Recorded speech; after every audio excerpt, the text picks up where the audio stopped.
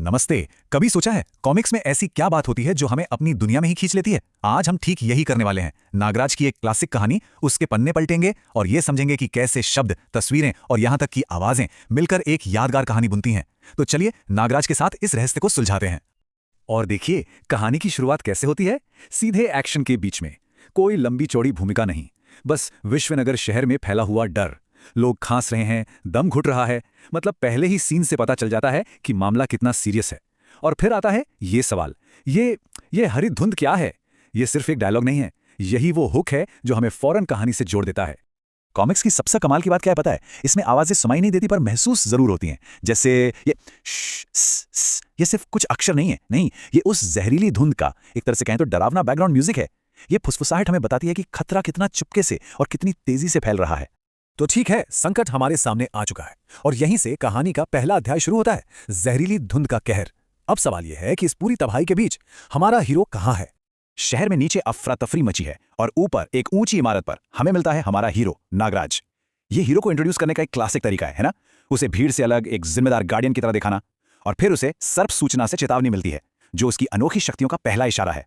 मतलब यह सीन साफ कर देता है कि जब शहर पर मुसीबत आती है तो नागराज ही उसकी आखिरी उम्मीद है। और नागराज का जवाब बस इतना, मैं अभी निकलता हूं। जरा सोचिए, कोई सवाल नहीं, कोई हिचकिचाहट नहीं, बस ये चंद शब्द उसके पूरे कैरेक्टर को डिफाइन कर देते हैं। ये एक ऐसा हीरो है जो सोचता नहीं, सीधा एक्शन लेता है। अब एक और सवाल, कॉमिक्स में स्पीड कैसे दिखाते हैं? वेल, इन आवाजों से। फटाक, ये है उसके चाबुक की तेजी। वुश, ये है उसकी छलांग की रफ्तार। मतलब बिना एक भी शब्द कहे राइटर ने हमें बता दिया कि नागराज सिर्फ ताकतवर ही नहीं, बल्कि बिजली की तरह तेज भी है। तो अब नागराज एक्शन में आ चुका है और इसी के साथ कहानी का दूसरा पड़ाव शुरू होता है, नागराज का आगमन। अब वो धुंध के सोर्स की खोज करेगा। धुंध का पीछा करते करते नागराज पहुंचता है एक पुरानी वीरान फैक्ट्री तक। बाहर से देखने में सब शांत, लेकिन एक आवाज है जो इस सन्नाटे को चीर रही है, टक टक टक।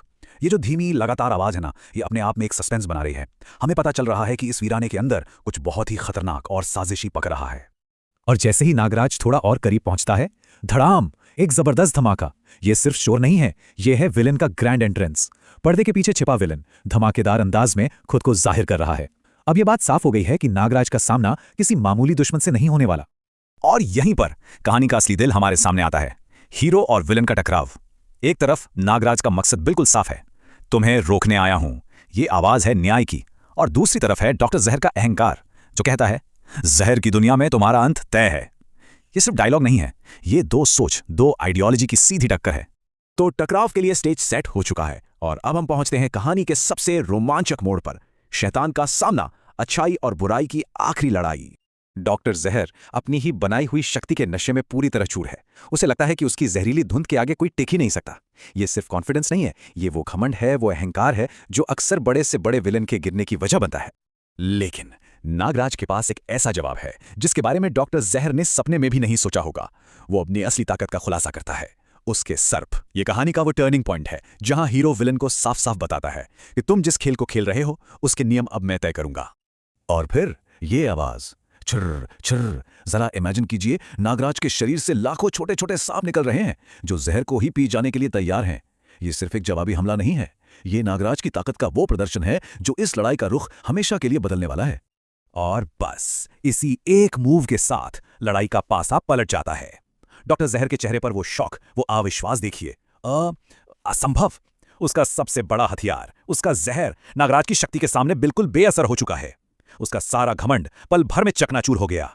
ठीक है, विलन का घमंड तो टूट गया, लेकिन खतरा अभी भी टला नहीं है। वो मशीन अब भी जहर बना रही है। तो अब वक्त है सिर्फ धुंध को नहीं, बल्कि बुराई की जड़ को ही खत्म करने का। नागराज अब अपना आखिरी और निर्णायक वार करने के लिए तैयार है। और ये रहा वो फाइनल ब्लो। थड़ थड़ थड़ नागराज मशीन की तरफ दौड़ता है। श्वा, क्रैश। उसका नागफनी चाबुक सीधा मशीन के सेंटर पर वार करता है और एक जोरदार धमाका जिसके साथ बुराई का वो सोर्स हमेशा के लिए खत्म हो जाता है। हारने के बाद डॉक्टर जहर के मुंह से सच निकलता है। वो कहता है, मैं शक्ति चाहता था पर जहर का गुलाम बन गया।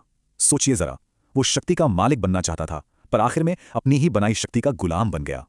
और यही इस कहानी का सबसे गहरा मैसेज है कि शक्ति का नशा किसी भी जहर से ज्यादा खतरनाक हो सकता है। तो धूल छट चुकी है, लड़ाई खत्म हो गई है। अब कहानी अपने आखिरी पड़ाव पर है, न्याय और विचार। देखते हैं इस जीत के बाद क्या होता है।